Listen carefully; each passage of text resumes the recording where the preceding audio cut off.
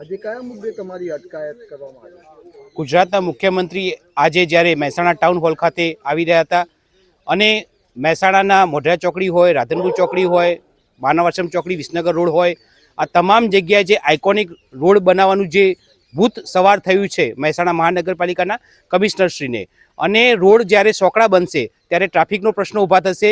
ટ્રાફિકના પ્રશ્નોના કારણે અકસ્માતોનું પ્રમાણ વધશે અને અકસ્માતો કારણે ઝઘડા અને પોલીસ કેસોનું પ્રમાણ વધશે.